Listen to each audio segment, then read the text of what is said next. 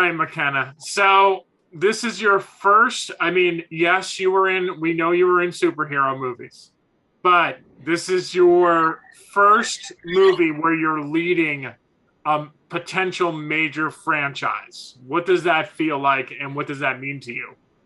Oh goodness, it's weird hearing people say stuff like that because I don't know, it's really weird. I feel honored and I'm eternally grateful to Jason and Ivan for letting me be a part of this legacy that they've created. Um, I don't even know what to say whenever people tell me things like that because I still don't think that it's real. It's very odd. I can't wait for everybody to see it. I'm curious in regards to the casting process, and I know that this is so long ago, so you're kind of dig a little deep. What was the audition process like for you? Oh no, I definitely remember the audition process. Yeah, I definitely remember the auditioning process. I didn't know what I was auditioning for. Sorry. New York, I hear all the sirens outside. I didn't know what I was auditioning for. I got the sides, and it was untitled Jason Reitman film, and I was auditioning, and the sides were just girl and boy, and brother and sister, and mom and daughter, and I was auditioning for sister, girl, and daughter, which was really funny. But you're always really excited whenever you have a project come in, and it's like so secretive, and you're like, ooh, I'm so intrigued now. What could this be? I didn't really know until I was going into the chemistry reads what I was auditioning for, really, which was very funny. I went in and they had a proton pack there, and Ivan Reitman was there, and I learned only very recently before the chemistry reads that it was a Ghostbusters film, and I lost my mind. I was like, you're kidding. I have to do my best. Oh my gosh, this is insane. Even if I don't get it, I still feel honored to have gotten a chance to show Ivan Reitman and Jason Reitman my audition tape. Yeah, was your mom's been so supportive of you the whole entire time. I mean, she's an amazing woman. Was she super excited when you got to be part of something this big? Oh yeah, we're always very excited and grateful whenever I get to be a part of anything that we love. So just getting to be a part of a Ghostbusters film alone was very exciting. I would have been like a background character if they would have had me. Honestly, it's a very exciting time, especially because I love Ghostbusters so much, and my mom's seen me grow up my entire life loving Ghostbusters, and now I get to be a part of something like this. So yes, very much. We were very excited. All right. So you know I'm a big fan, big supporter of yours, but I need to know how did you go about playing Egon's granddaughter? Like, did you watch the first two movies and kind of say like I have to like kind of look the part? How did you wind up? I feel like there was no better casting than you for this character. Oh, thank you. Well, like I said, I'm a big fan of the Ghostbusters films. So it was an honor for me to be able to play in one, much less be a Spangler. And I feel like the resemblance was very much in the way that I looked, but I did try my best to create a new character, but at the same time make her very reminiscent of Harold, Ramis, and Egon. Though I always want to be respectful to his image and his character because I feel like at the same time I should never try to directly copy or imitate him if I'm playing my own character. So I definitely was heavily inspired by him. I watched the films again, but I've always loved them. It's not just me going back and like doing a quick rewatch to make sure that I'm prepared for the role. I did go and watch them and get out all my old Ghostbuster stuffed animals. Well, get out is an overstatement. They were always out, but it was really cool. I read Violet Ramis's autobiography, which I thought was very fascinating, and I got to meet her at the premiere the other day, which was so wonderful because I hadn't met her before. So that was very lovely. Oh, that's awesome. That's really great. Speaking of which, like you got to have two premieres for this movie, which I feel like is very rare. I mean, three if you count CinemaCon, but I don't know. Like no one was there for that besides Jason and Ivan. But what was it like to actually play this in front of a room full of like fans? I think that that was the best viewing experience. I enjoyed. I the premiere was my favorite experience, but then watching the movie wise, I think that's my favorite way to watch it because there were so many people and they were all dressed up as Ghostbusters, and they screamed so loud whenever we announced that we're going to be showing it to them. One person in the front row went and fell over in their chair and was like doing this and going like that, and I was like, oh my god. The entire time I was on the Comic-Con panel, I was crying. It didn't feel real, and to be able to show people who love the film so much, the film before it comes out, I felt like was such a special treat, and I felt really honored to be there with everybody. I think that's the best viewing experience though, because everybody would just cheer and scream anytime anything closely related to the original Ghostbusters happened. And I mean, I feel like I I never read reviews or anything because I feel like I don't know, I feel like it's a bad idea. Miss Octavia Spencer told me a long time ago, she was like, if you read the good reviews and believe them all, then you have to read the bad reviews and believe them all too. So just don't. So I always like to know how my film is doing, but I never really read reviews. But I feel like if people give the film, everybody's entitled to their opinion, but whenever people give the film a bad review and the reasoning behind it is like, it's just such a film that's filled with so much nostalgia and there's too many callbacks and cameos and too many things. They're just trying to make a film to be able to, make everybody want to watch it because it's a Ghostbusters film and they're just filling it with all of these Easter eggs. But I mean, the film isn't for you if you see it like that. The film is for the people that are excited to go back and watch it. And I feel like watching it with all the people at Comic-Con, that's who the film's made for.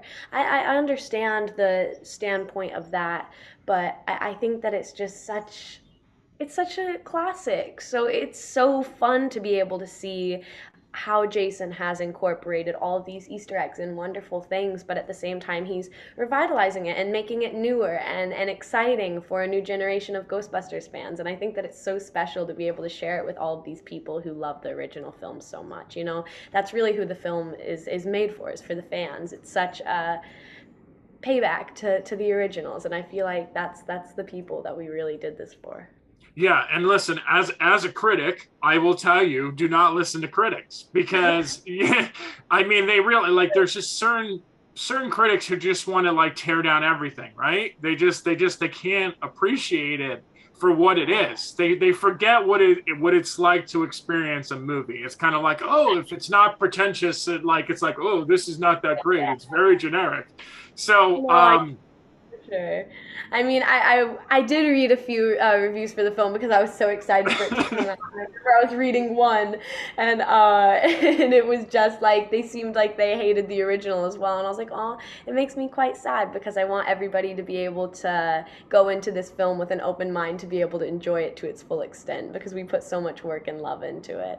oh yeah, you can see it in every single frame. And I mean, even Jason and Ivan, like that whole relationship dynamic in the movie between you and all the characters, like you can tell that's personal for him. It's not just creating a story about a family. It's about his family and what his life was like. Yeah, and seeing the way that Jason and Ivan worked together on set was just brilliant. They never really fought. They understood each other so well, and I thought that it was very special to be able to see these two generations come together to make a film that his father had originally created. I felt like that was such a special experience to get to watch them make a Ghostbusters film together. Yeah. So I wanted two more things I wanted to ask you. Obviously, Haunted House. Your Hmm. song. So I listen. I know I sound like a fanboy, but like it's kind of crazy how impressive you are. I mean, seriously. I mean, between all the performances that I've watched you in, from like I Tanya and this movie. I mean, there's just so much that you can do. And then when I heard that single, and I know you only teased it a little bit, but obviously I've seen the movie twice, and it plays during the ending credits. You sound like a young Taylor Swift. Oh, please don't. Oh.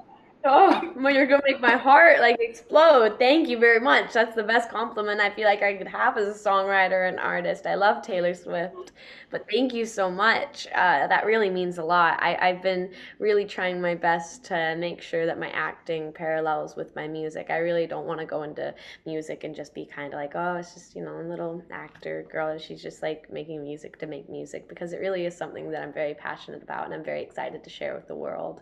It means so much to me that people are going to listen to my song. It's very weird that it's coming out so soon. Very surreal. It's been such a long process getting it out in there. And then same with Ghostbusters. Both of those have taken so long to develop and create, and it seems like it's all coming out all at once. Ghostbusters took 2 years. Songwriting and creating my EP has been about a year now. So it's weird to have these things that I've kept so private for so long finally all just coming out on the same day, all at once.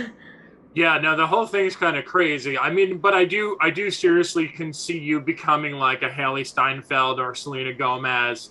I just, it seems to be in the cards. I mean, and now you're also, you're going to be an executive producer. You co-wrote a script. I mean, come on, you're like, what is it? They usually say triple threat, but I think you have more than that at this point.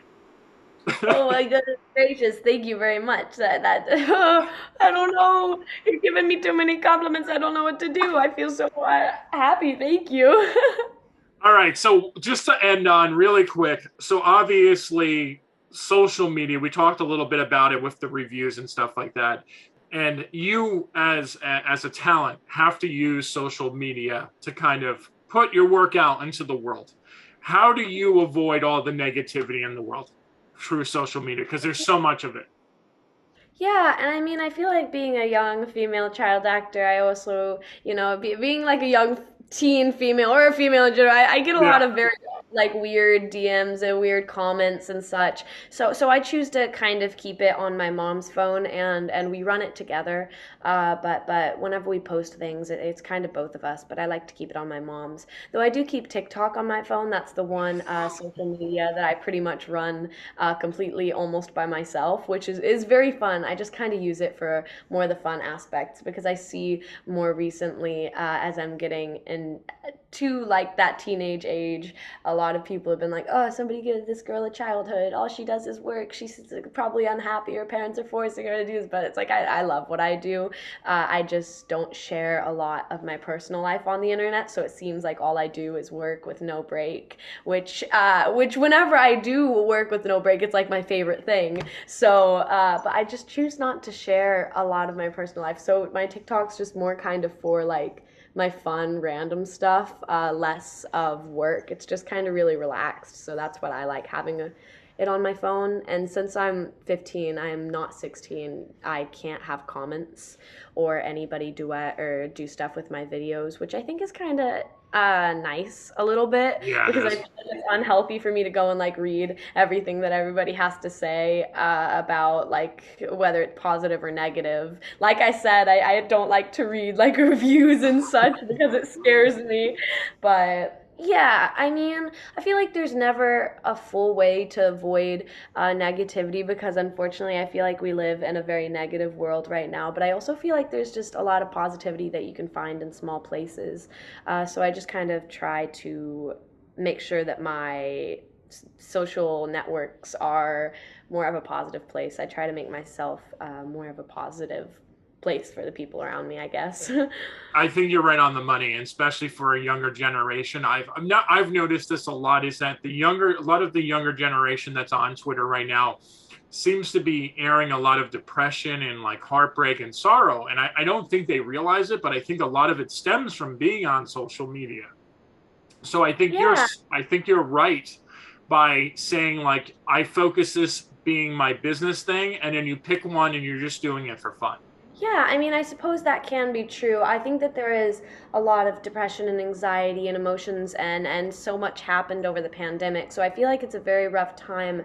And I feel like with the internet, it's a nice way to be able to express and talk about our emotions and in a way that we were never really able to before we had the internet. But I feel like at times it can get a little overwhelming. So I do like to try and make sure that my stuff is kind of a more positive message. So if somebody spent a while scrolling on like the bad bad mental health side of TikTok, then maybe come across one of my videos of my dog or something, and it'll be nice. It'll make them laugh. My dog in a marshmallow man costume twerking or something. I just try to make fun little dumb stuff. All right. All right. So I'll let you go. Oh, sorry. Real quick. A little birdie told me that you're a big Bo Burnham fan. Oh my God, I love Bo Burnham, man. That's another thing that I love seeing on the internet is I'm on like the Bo Burnham inside side of TikTok. I think that he's brilliant. I got to meet him at a Phoebe Bridgers concert and I fangirled so hard. Man, I was like, man, I love 8th grade. You did an incredible job like directing it. You're so brilliant. Oh, he's so cool. So nice. It was awesome. Yeah, he's one of the best. I love the guy, and I love how he doesn't care about any of this stuff going on either. He's like completely like, nah. Mm-hmm. He's just his own thing. He's just out there. All right, McKenna, have fun in New York. I'll see you hopefully someday soon. Yay, I hope so. It was so great to see you again. Thank you so much for having me. No problem. Have a good day. No, you as well. Bye. All right, bye.